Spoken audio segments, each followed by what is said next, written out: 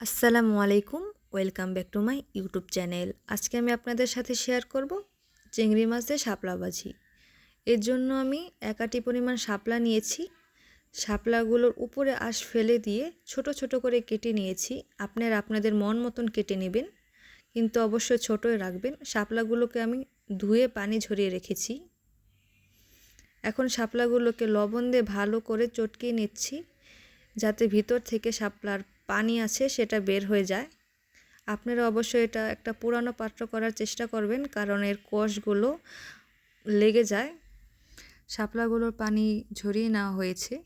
শাপলাগুলোর পানি ঝরানোর একটাই কারণ, যাতে ভাজি করলে শাপলার পানি বের না হয়। এতে শাপলাগুলো খেতে আরও বেশি সুস্বাদু লাগবে। আপনারা চাইলে সরাসরিও শাপলা পানি না ঝরিয়ে ইউজ করতে পারেন।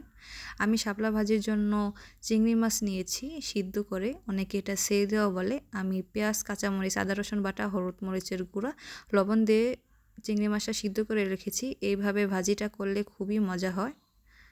এখন আমি তেলে পেঁয়াজ কাঁচামরিচ দিয়ে দিচ্ছি। আমি পেঁয়াজ কাঁচামরিচ একটু কম ইউজ করছি, কারণ অলরেডি চিংড়ি মাছে পেঁয়াজ কাঁচামরিচ আছে, সেজন্য আমি একটু কম করেই ব্যবহার করছি। আপনারা যদি সরাসরি চিংড়ি মাছটা ব্যবহার করেন তাহলে পেঁয়াজের পরিমাণটা একটু বাড়িয়ে দিবেন। পেঁয়াজগুলো একটু বাদামি রঙের হলে এর মধ্যে আমি দিয়ে দিব চিংড়ি মাছগুলো।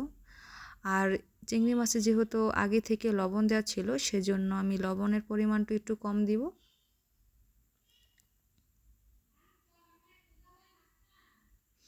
লবণটা দেওয়া হলে আমি নাড়াচাড়া করে এর মধ্যে শাপলাগুলো দিয়ে দিব।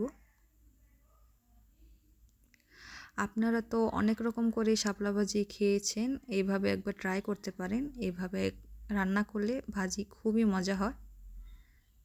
নাড়াচাড়া করতে করতে এক টাইমে শাপলা থেকে তেল বের হয়ে যাবে।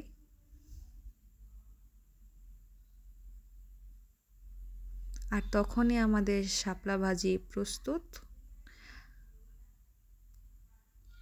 আপনাদের যদি আমাদের এই ভাজির রেসিপিটি ভালো লেগে থাকে তাহলে অবশ্যই লাইক, কমেন্ট, শেয়ার এবং সাবস্ক্রাইব করে পাশে থাকবেন।